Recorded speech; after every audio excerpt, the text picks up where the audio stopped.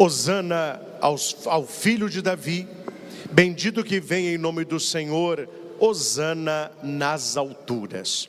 Queridos irmãos e irmãs, aqui no nosso santuário, você que celebra conosco aí da sua casa, certamente tantas pessoas vão ouvir esta pregação depois que ela foi aqui realizada. Nós estamos com esta Santa Missa, começando as cerimônias da Semana Santa, chamada Santa ou Semana Maior, onde a igreja, pela liturgia, vai atualizar os mistérios da paixão, morte e ressurreição de Jesus. Nós somos convidados pela igreja a não relembrarmos isso, mas a celebrarmos. A celebração, ela é superior a uma mera lembrança. Com a liturgia, Jesus não morre de novo, os acontecimentos não se repetem, mas eles se atualizam no tempo e no espaço. É como se nós estivéssemos hoje presenciando a entrada de Jesus em Jerusalém. Queremos, nesta Santa Missa, fazer esse percurso entre esses dois temas que se misturam numa cerimônia só. Na parte inicial da missa, nós temos alegria, a entrada triunfal de Jesus, procissão na rua, ramos, cânticos alegres. Hora que nós entramos na liturgia da palavra, se anuncia a paixão. Por isso que se diz, domingo de ramos e da paixão do Senhor. E a igreja, como mestra e como sábia, ela não deixa este evangelho só para a sexta-feira. Na mesma missa, ela vai nos lembrar por que Jesus entrou na Terra Santa. Aquela festa inicial não era uma festa interior, era apenas gestos exteriores, era apenas seguindo a cabeça de outros, como foi também na sexta-feira. Jesus, ele entra em Jerusalém não para reinar, como Pilatos, como Herodes, mas para morrer. O seu reinado será diferente, a sua coroa será de espinhos, o seu manto de púrpura e sangue, o seu trono a cruz. Será zombado, ridicularizado, blasfemado, mas ele leva até o fim, até o cabo, a sua missão redentora. Nós teremos esta semana várias reflexões, várias pregações que vão nos conduzindo ao ápice, que é a grande vigília pascal do sábado, que vem em seguida das cerimônias festivas do domingo pascal. Quero reservar um estudo mais apurado do texto na missa da noite. Nesta missa da manhã, este ano, eu preparei algo um pouco diferente, que não fala apenas do significado da entrada de Jesus lá, mas o significado desta entrada para nós hoje, porque senão fica apenas no gesto de acompanhar os figurantes, com os raminhos nas mãos, acaba-se a missa, volta-se à vida normal. Isso não pode acontecer. Não sei se os senhores já tiveram a curiosidade de ler o evangelho da entrada de Jesus em Jerusalém até o fim, de prolongar a leitura na sua escritura. O final é simplesmente trágico, é trágico, porque a leitura vai dizer que Jesus entrou em Jerusalém, toda a cidade ficou empavorosa, ramos, tapetes, gritos, multidão. Tá bom, faz parte, mas como que acabou isso? Jesus, ele entra em Jerusalém, na visão de alguns, como um grande político, para derrubar Pilatos e libertar Jerusalém do Império Romano. E não é isso que acontece, ele não vem num grande cavalo, ele vem numa jumentinha, para se cumprir uma profecia que se dizia que o Messias viria na jumenta. Estenderam ramos, colocaram um tapete.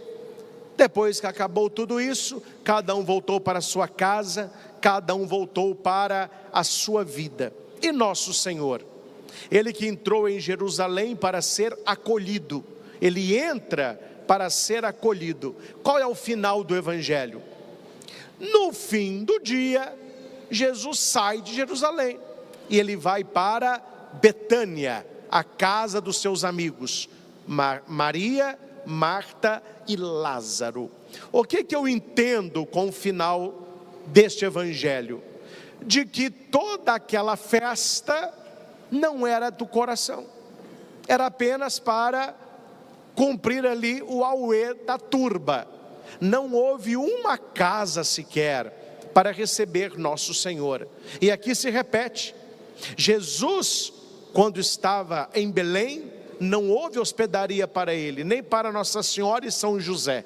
Ele entra agora em Jerusalém, não houve uma casa que o recebesse, e ele teve então que ir para a casa dos seus amigos, e ele vai passar lá à noite, conversando, ceando, interagindo com amigos, Maria, Marta e Lázaro.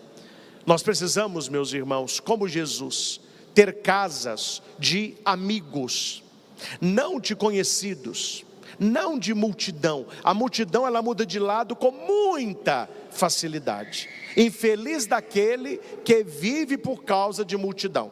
Infeliz daquele que vive para agradar a todos. Ele termina desagradado e não agrada a ninguém. Aquela multidão que com os ramos vão gritar: Hosana, bendito que vem, é que vão trocá-lo por Barrabás dentro de poucos dias. Não houve uma casa para acolhê-lo, não houve conversão quem continuasse, não houve quem permanecesse.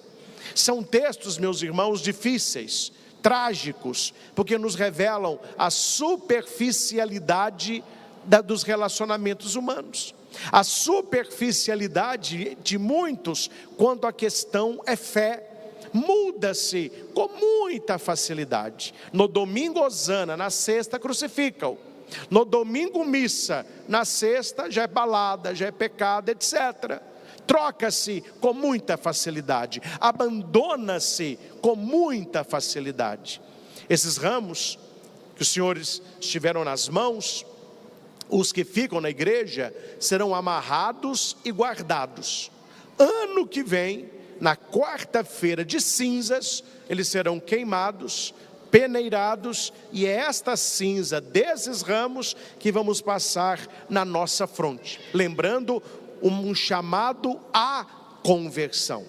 Por que os fiéis trazem os ramos e por que vocês vão levá-los para casa? Para os antigos, pessoal mais de comunidade rural, eles guardavam os raminhos, eles iam secar. Quando tinha uma grande tempestade, eles colocavam fogo no raminho. Aquela fumacinha era para acalmar a tempestade. Tá bom, isso é religiosidade popular, é a fé do povo mais simples. Mas por que nós levamos os ramos? A igreja assim nos ensina que nós devemos levar o ramo para casa e colocá-lo num local de destaque, ou no pé de uma cruz, ou no canto de uma parede, e você verá durante esta semana o que vai acontecer com o ramo. Ele vai perdendo a cor, ele vai perdendo esta vida aparente, e ele vai secando, ele vai murchando, daqui a pouco ele vai para o lixo. E São Crisóstomo diz para a igreja: olhai para este ramo que seca, é tua vida, se não te converteres, ó infiel. É um grande chamado à conversão, porque a nossa vida é esse raminho. A gente nasce verdinho, forte, cheio de vida. Vai chegar um dia que nós secaremos e que nós voltaremos a ser pó. Este ramo que nós balançamos nas procissões não é apenas um ramo, é a nossa vida, é a sua vida, é a sua história que está dizendo para o Senhor: contigo vida, sem a tua presença morte. Jesus já falou sobre isso, né? Um ramo que não fica fixado nele, seca, morre e é queimado. Esta, meus irmãos, esta é a vida do ímpio. Este ramo que vai secar é o caminho daquele que não tem fé, que aproveita no auge da juventude, que aproveita os prazeres e ilusões do mundo, mas que a pessoa não vê que a cada dia é um dia a mais de vida. Glória a Deus por isso, mas é um dia a menos de vida. Um dia a mais vivido é um dia a menos para se viver. Aí vai dizer Santo Agostinho Não se vive para a morte, se vive para a vida. Nós não vivemos para morrer, nós vivemos para viver. É isso que Jesus disse: eu sou a ressurreição e a vida.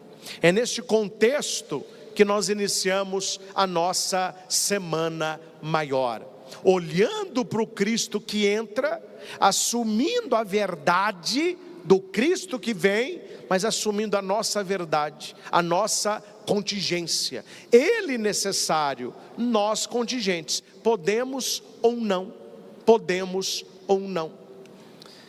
Jesus, ele entra em Jerusalém e é aclamado com Hosana. Hosana é uma exultação para quando os reis vitoriosos voltavam das guerras. Todo rei que ia para uma batalha e ele vencia a guerra, ele era recebido com Hosana. Era uma exaltação de vitória, uma exaltação de glória. Agora, o Hosana tem a ver com uma outra palavra, ou com uma outra situação, que é o Getsemane, que Jesus vai para o Getsemane. E o que tinha no Getsemane? Oliveiras, azeitona. E o que significa a palavra Getsemane? Significa máquina de triturar azeitona, de amassar azeitona, para sair o óleo que é a primícia. Quando Jesus vai para Getsemane, ele vai como esse fruto do Pai que será amassado, triturado, para escorrer, não o óleo da oliva, mas o sangue do madeiro. É por isso que a traição é no Getsemane, é por isso que a angústia é no Getsemane, é por isso que é no Getsemane que ele começa a suar sangue. É na primeira colheita da azeitona que ela já começa a soltar o óleo mais puro. Então tudo envolve a paixão, tudo envolve a dor, tudo envolve a traição. A pergunta é, meus irmãos, se aquele povo gritou Hosana no domingo e crucifica-o na sexta, quem mudou? Jesus ou os corações? Quem foi que mudou? Porque Jesus que entrou não é Jesus que permaneceu. O Jesus que chegou no domingo não é o Jesus que estava durante a semana. Pelo contrário, nós veremos que o que mudou não foi nosso Senhor, foi o coração.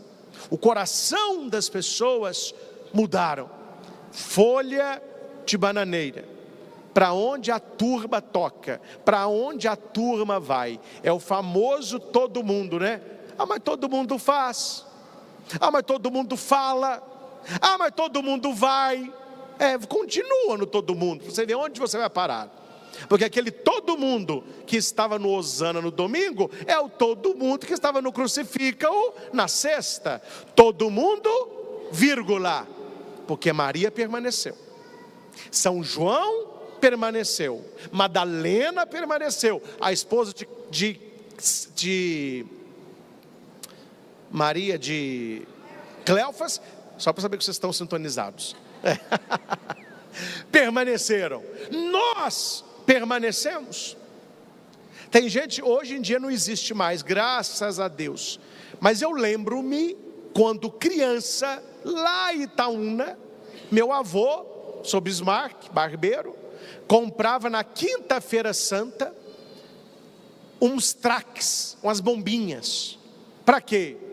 Para a gente ir na sexta-feira da Paixão de manhã, lá na Praça da Matriz, doar as bombinhas para encher o Judas. Não sei se vocês conhecem a tradição mineira.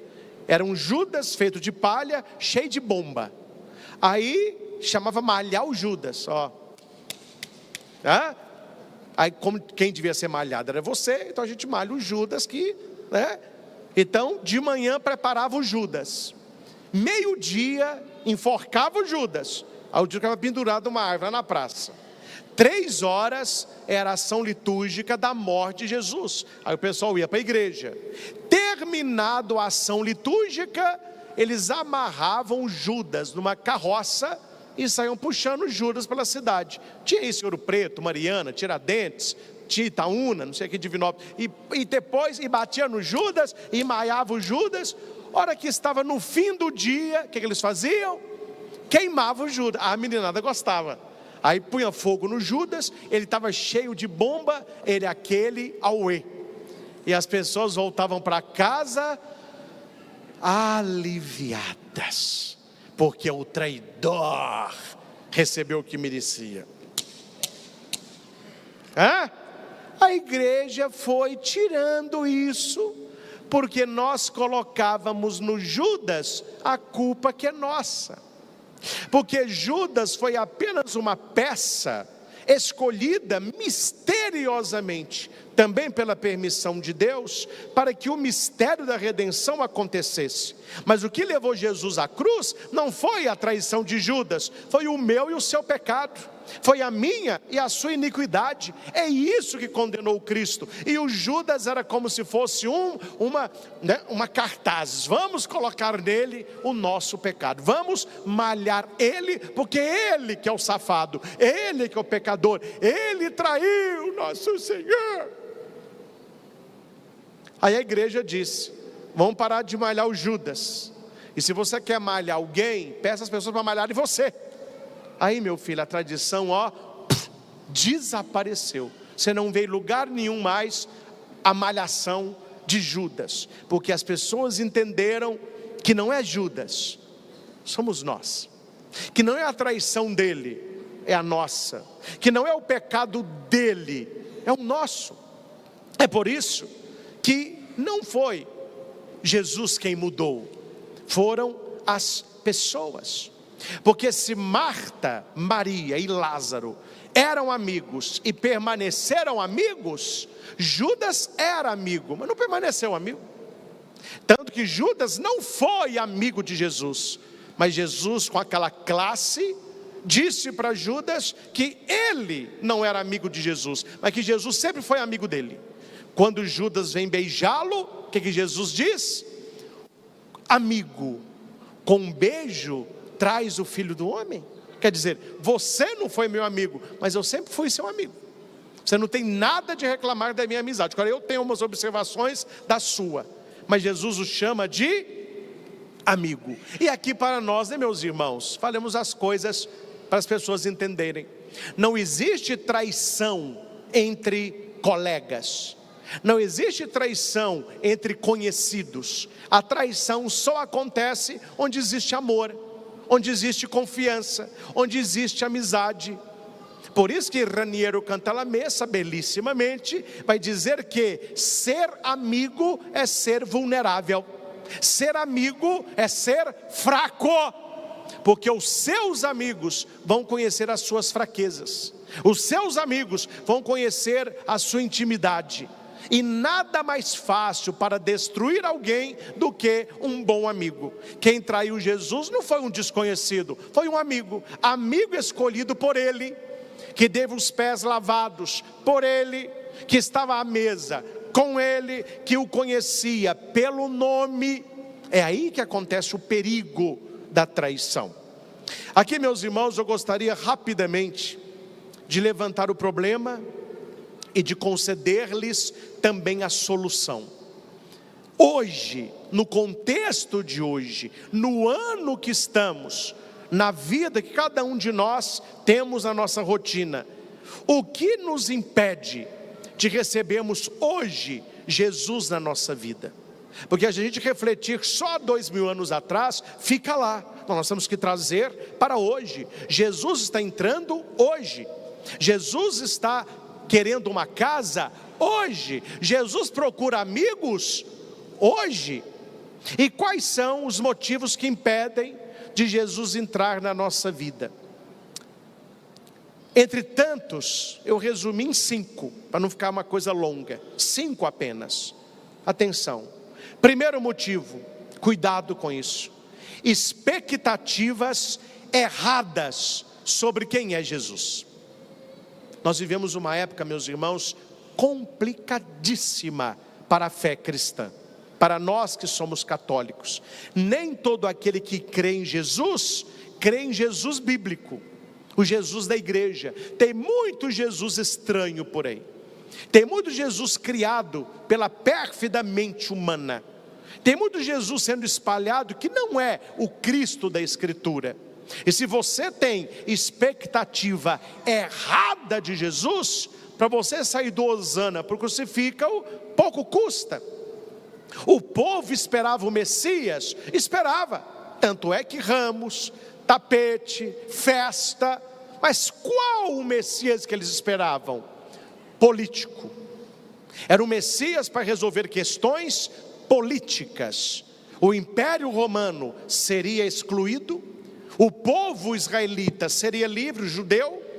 Jesus se sentaria na cadeira de Pilatos e governaria com justiça. Tanto é que este papo não era papo de fofoqueiro, não era papo de esquina, estava entre os 12. E a mãe de 2, eles não tendo coragem, ela perguntou a Jesus: Senhor, permita que os meus filhos sentam-se ao teu lado quando estiverem na glória, um à tua direita e um à tua esquerda. Lembram disso? Não é a glória do céu, é a glória de Jerusalém. E Jesus fala: peraí, mas esses lugares não competem a mim, competem ao meu Pai, dá-los a quem está reservado. Ela falava da glória humana, Jesus falava da glória divina. Aí Jesus vai perguntar assim: tá bom, eles querem sentar, mas eles podem beber do cálice que eu vou beber? A mulher conhecia qual cálice? O cálice da glória. Porque nos banquetes reais, não sei se você já viu em filme, o único cálice que tem alça é o cálice do rei. Tem 2 alças grandes de ouro, porque fica na frente do rei. E os 2 convidados, da direita e da esquerda, tomam deste cálice, por isso que ele tem alça. Então o servo põe o vinho, o rei aponta para a direita, a pessoa pega e toma e coloca no meio. Tomam-se do cálice do rei, é a maior honra que tem, sentar à direita e à esquerda. Aí Jesus pergunta: eles podem tomar do cálice que eu vou beber? A mulher entendeu que era esse. Sabe de nada, né, inocente? Ela entendeu esse. Qual era o cálice? Qual era o cálice? O que o anjo vai trazer no Getsêmani. Está lá o anjo com o cálice da amargura. O que Jesus vai dizer? Pai, se for possível, afasta de mim este cálice. É o cálice da paixão, da dor, do fel. E a mãe, achando que era glória, claro que eles podem beber. Aí Jesus diz: beber eles vão beber. Agora você vai estar do meu lado, é outra história. E os 2 beberam, porque tirando João, que morreu de velhice, todos os outros 11 morreram derramando o sangue, tomaram do cálice. Cuidado, meus irmãos, muito cuidado quando você tem expectativa errada de Jesus. Eu sei que não é fácil não tê-las, mas quem mexe com psicologia, etc., e atende pessoas doentes na alma, geralmente eles trabalham que a pessoa não tenha tanta expectativa. Toda pessoa ansiosa, preocupada, ela tem muita expectativa. Não, você vai viajar, não tem expectativa. Fique aberto ao que você vai encontrar. Se alegre com o que lá está te esperando. A expectativa geralmente atrapalha, porque nós temos uma expectativa muito alta, né? Ah, padre, estou tão triste, porque comecei a namorar. Eu tinha expectativa tão alta, não deu em nada. Ah, padre, estou triste, o que aconteceu? Comecei a trabalhar em tua empresa, mas eu tenho uma expectativa tão alta de crescer financeiramente. Não aconteceu nada disso. Ah, padre, eu mudei de cidade, mudei de país. Não, a minha expectativa era mas estou numa frustração. Expectativas erradas, né? Cuidado para que você não tenha sobre Jesus Cristo expectativas erradas. Segundo, coração inconstante. Um coração inconstante, ele louva no domingo e nega na sexta. Mateus 15:8. Este povo me honra com os lábios, mas o seu coração está longe. Repita alto: fé de emoção, Fé de emoção não sustenta a cruz. não sustenta a cruz. Cuidado, meus irmãos. Se a sua fé for de emoção, você vai negar a cruz. E tem gente que me diz: ah, padre, eu fui à missa e não senti nada. Porque você estava anestesiada, não sentiu nada? Não, eu vi lá pessoas chorando, pessoa caindo, outros, e eu não senti nada. Eu falei: não tem problema. Fé não é sentir, fé é saber. Uma fé de emoção não sustenta cruz. Quando vier o sofrimento, quando vier a dor, a pessoa abandona Jesus. Eu conheço assim de gente, que já esteve onde você está aí, rezando, comungando. Aconteceu na casa, na família ou na vida dela uma tristeza, ela se revolta contra Deus e não põe o pé na igreja mais. Coração inconstante. Terceiro, medo de perder algo. Os líderes rejeitaram Jesus porque eles vão falar em João 11:48: se o deixarmos assim, todos crerão nele e nós perderemos. Quando Jesus entra na nossa vida, ele vai exigir abandono de pecados e mudança de hábito. Abandono de pecado, mudança de hábito. Ah, não, então eu não vou recebê-lo, porque eu não sei o que ele vai pedir para mim, eu não sei o que eu tenho que abandonar, eu não sei o que eu tenho que mudar. Este medo também nos afasta de uma experiência íntima com Jesus. Quarto, cuidado com isso: influência da multidão. É o famoso todo mundo. Marcos 15:11. A multidão instigava e gritava: crucifica-o. Não dá tempo de eu explicar tudo aqui para os senhores, que é muita coisa. Mas quando você estuda a Bíblia, e você vai estudar a paixão de nosso Senhor, o sinédrio, que era o poder religioso, porque Pilatos tinha um poder político, eles não podiam, o sinédrio, condenar Jesus à morte. Eles podiam flagelá-lo, prenderam, mas a morte só o Império Romano podia condenar. Por isso que eles vão levá-lo a Pilatos.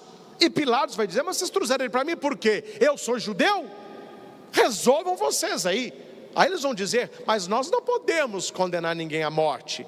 Aí Pilatos pergunta: mas que mal ele fez para que eu possa condená-lo à morte? Ah, ele se fez rei dos judeus. Eu não sou judeu. Não, mas ele foi contra César. Eles tentaram de todo modo crucificar o Senhor. E o que o sinédrio fez? Pegou a panelinha, sempre teve, viu? Não é de hoje não, sempre teve. Pegou a panelinha e falou com eles assim: olha, vocês vão lá para o pretório e fica um de cá, um de lá, 2 lá atrás, 3 de cá e 3 de cá. Quando Pilatos apresentar o bandido, eles não sabiam quem era, Pilatos que pega o pior de todos, né? Quando ele apresentar o bandido e eles perguntarem: o que vocês querem que faça com Barrabás? Vocês vão começar a gritar: solta, liberta, solta. E quando eles perguntarem de Jesus, eles começam a gritar: crucificam. Olha a influência da multidão. Claro que os amigos de Jesus gritavam: solta, solta. Quem viu a Paixão de Cristo de Mel Gibson, você viu isso. João chorando: solta, Maria, solta. Mas a multidão, por influência dos outros, crucificam. Cuidado com a multidão, porque o ser humano gosta do efeito manada. Isso é uma teoria muito interessante. Na hora do perigo, entra na manada. Tem um estudo que diz o seguinte, só para vocês entenderem o que eles fizeram com Jesus. O que precisa para que as pessoas acreditem que existe um tigre no shopping? O que precisa para as pessoas fugirem de pânico? 3 pessoas que gritem que tem um tigre no shopping. Eles fizeram este teste em vários shoppings dos Estados Unidos. Com câmeras, passava uma pessoa gritando: um tigre, um tigre. Todo mundo fazia assim, e riam. Passava o segundo: tigre, tigre. O pessoal já ficava assim, Passava o terceiro: olha o tigre, gente. Todo mundo correndo para dentro das lojas, fechando porta. Só precisou de 3 pessoas. Isso se chama efeito manada. Eles condenaram Jesus porque eles sabiam, o ser humano segue grupo, o ser humano segue tendência, o ser humano segue maioria. Eu não estou entrando aqui em política, mas eu estou contando uma questão política, uma coisa que no meu ponto de vista não acrescenta nada nas eleições brasileiras. Divulgação de pesquisa. A pesquisa interessa unicamente ao candidato, não interessa a ninguém. Por que eles ficam divulgando pesquisa? Ó, esse aqui tem primeiro, ó, esse aqui tem primeiro. Porque o povo entra no efeito manada. Ah, eu vou perder meu voto? Eu vou votar naquele que está último, sendo que eu gosto? Não, eu vou votar no que vai ganhar, porque eu não vou perder meu voto. Política no Brasil está velho, diz há anos, ó, porque eles sabem, o ser humano segue a turba. Segue, então começou, eles seguiram a multidão. No ano que nós estamos, você quer ser cristão de verdade? Você quer ser católico de verdade? Primeira coisa que você vai precisar, ir contra a maioria. Não seguir multidão. Não ficar aplaudindo ideologia, programas de audiência, mentalidade mundana. Nós precisamos ser os poucos, mas que permanecem contrário à onda. Não vá na onda, esteja com o Senhor. Quem não tem convicção, vive na opinião dos outros. Procure conhecer o nosso Senhor. Procure conhecer a doutrina católica. Procure se aprofundar na paixão, morte e ressurreição de Jesus. Que quando os dias difíceis vierem, somente quem tiver convicção estarão no caminho da conversão, porque a maioria se dispersarão como ovelhas sem pastor. E por último, o quinto motivo que Jesus não entra na vida das pessoas é falta de intimidade com Ele. Uma coisa é eu falar assim, eu conheço fulano de tal. Você conhece? Conheço. Ele trabalha ali no supermercado da 1º de junho. Ah, tá bom. Mas ele mora onde? Eu não sei não. Ele gosta de quê? Não sei não. Ele é filho de quem? Não tem ideia. Meu filho, não, eu conheço, porque toda vez que eu vou lá, ele embala minha compra. Não, quer dizer, você não conhece, você viu. Você vê a pessoa lá. Mas conhecer é intimidade. Conhecer é você participar do coração da pessoa e ela participar do teu coração. Quem realmente conhece Jesus não o abandona. Vamos repetir? Quem realmente conhece Jesus não o abandona. Quem não reza não persevera. Quem não conhece abandona. Precisamos intensificar a nossa vida de oração. Precisamos encher o nosso coração com uma fé firme e não emocional. Uma fé firme. Aceitar nosso Senhor não como eu gostaria que Ele fosse, mas como Ele é. Aceitar o Jesus real e não o Jesus mental, criado pela nossa mente louca, desvairada. Assumir a realidade da revelação de nosso Senhor, permanecer com Cristo na cruz. Repita isso. Permanecer com Cristo na cruz. Não basta estar com Jesus no domingo de Ramos, é preciso estar com Ele também na sexta da paixão e perseverar até o domingo pascal. Este é o itinerário que nós estamos iniciando hoje. Precisamos intensificar a nossa vida de oração e intimidade, que comece com 5 minutos.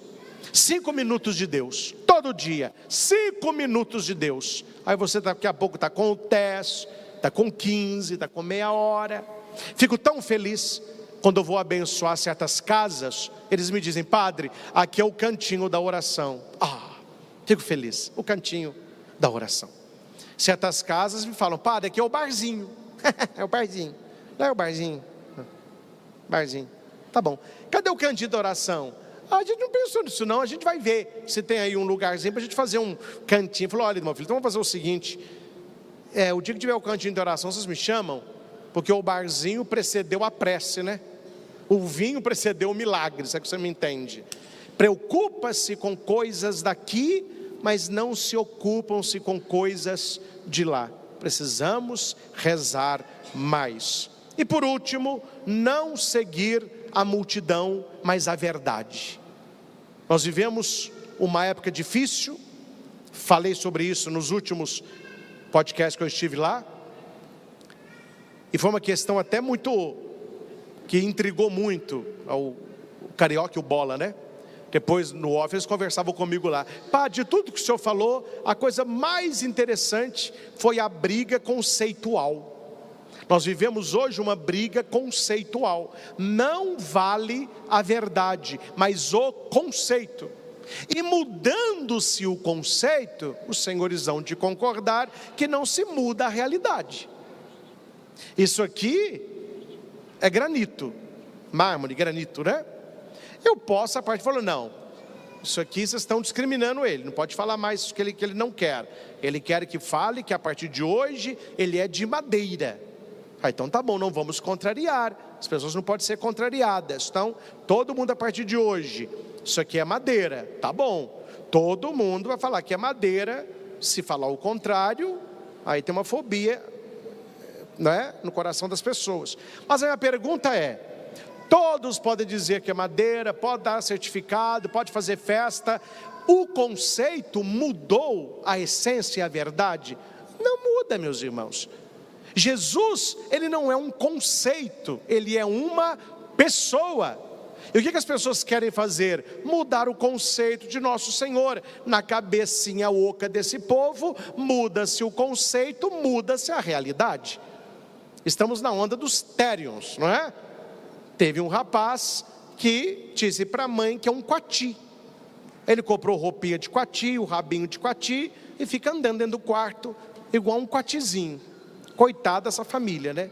E a mãe, para não contrariar, para não arrumar problema, deixa o coati na vida dele lá. Só que todo mundo está olhando, e o que as pessoas veem?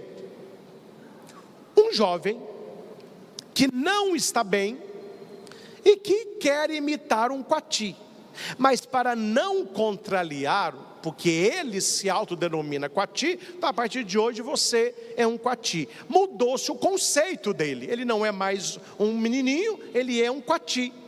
Mas a pergunta que fica é essa que eles não tocam: o conceito mudado muda a realidade?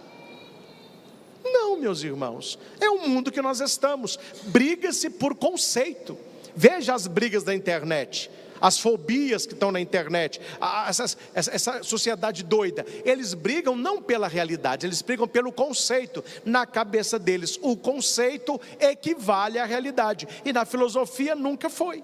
Na obra criadora de Deus, nunca foi. Tanto que Deus, ele ia criando a criação, ele ia dizendo, isso é isso, isso é aquilo. A definição não vem do ser humano, a definição vem de Deus.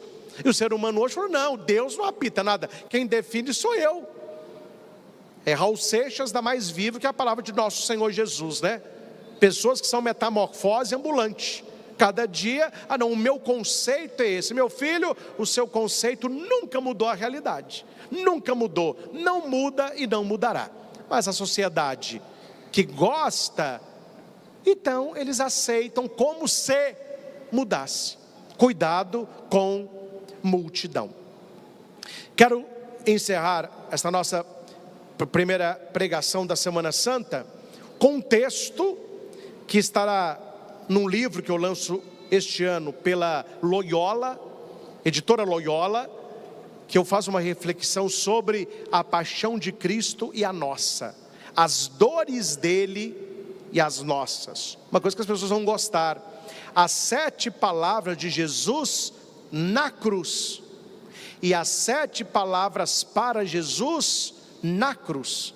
Ele falou 7 vezes e nós temos 7 pessoas falando para ele 7 coisas. Vou fazer um livro bem bonito. E eu achei esse texto que lá está e quero encerrar compartilhando com os senhores, que tem a ver com tudo aquilo que eu estou aqui falando e dá uma boa margem para celebrarmos a Semana Maior.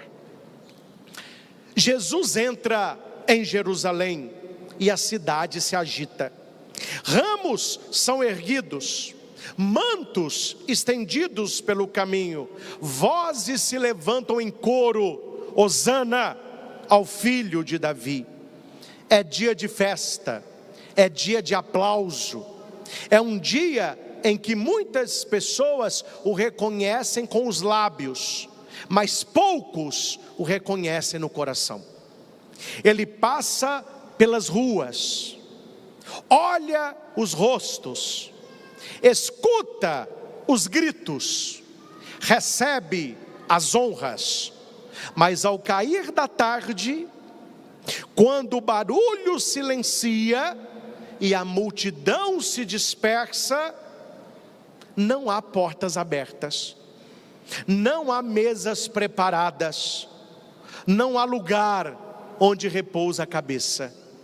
A cidade que o aclamou não o acolheu. E então Jesus parte, sai da cidade dos aplausos e caminha em direção a Betânia, a cidade da amizade. Não ande atrás de aplausos, ande atrás de amigos. Ali em Betânia não há multidão, não há grito, não há espetáculo, não há ramo, nem colcha, mas há amor. Na casa de Marta, Maria e Lázaro há um coração que acolhe, um silêncio que escuta, há intimidade que permanece. Jerusalém oferece festa, Betânia oferece lar. E talvez seja assim hoje.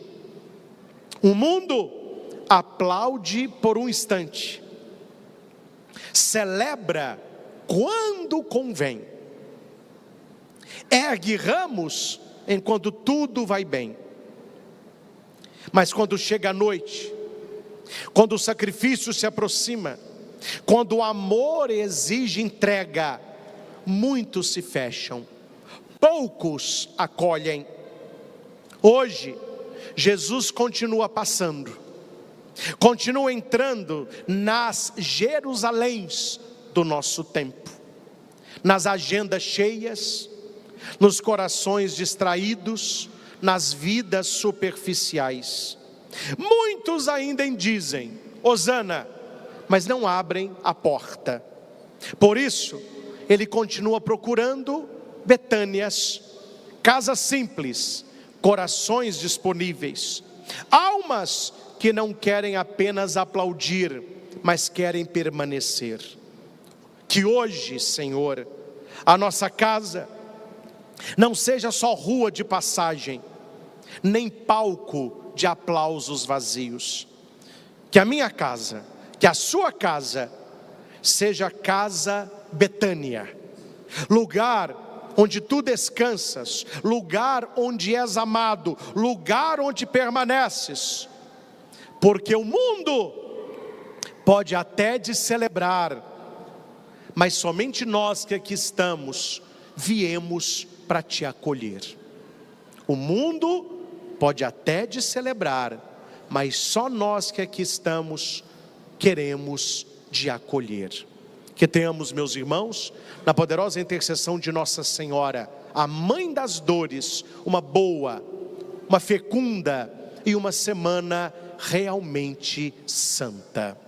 Louvado seja nosso Senhor Jesus Cristo, para sempre seja louvado. Vou apresentar para vocês, vem cá, o meu afilhadinho, aí mata o coração do Dinho, aí o Dinho não aguenta. Primeira vez que ele está sendo coroinha aqui com o Dinho, ele é lá de Itaúna, é coroinha na comunidade dele, e falou: mas eu quero ajudar uma missa com o meu Dinho. Eu falei: então você vai ajudar lá no sábado. Não era no sábado que você ia ajudar? A que você não ajudou? Porque eu estava de caganeira.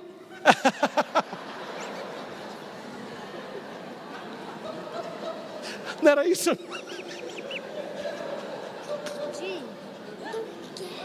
Era isso mesmo, tá certo, porque as pessoas ficaram. Ele não pôde ajudar na primeira. Eu falei: não tem, criança, né, gente? Eu falei: não tem problema, você vai ajudar então no domingo de Ramos. Aí ele veio hoje, ó, ajudou o Dinho, carregou o raminho dele, ajudou no altar. O Dinho ficou muito feliz, viu? Você pode ajudar o Dinho outras vezes também. E outra coisa importante, ó, você de casa e você que está aqui. Gente, o mundo que nós estamos não está fácil para as crianças, viu? O ataque cada dia mais velado, cada dia mais esperto.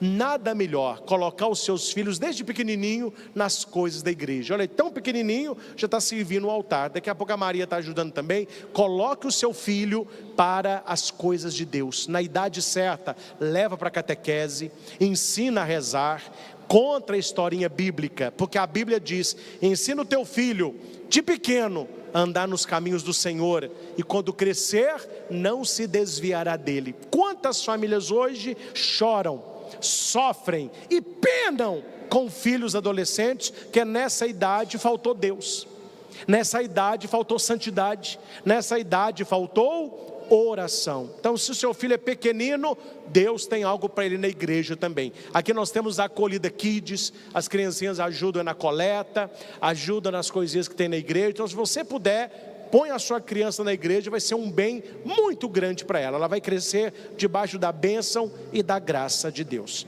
Você ficou feliz de ajudar o Dinho? Sim. Então tá. Fique com Deus.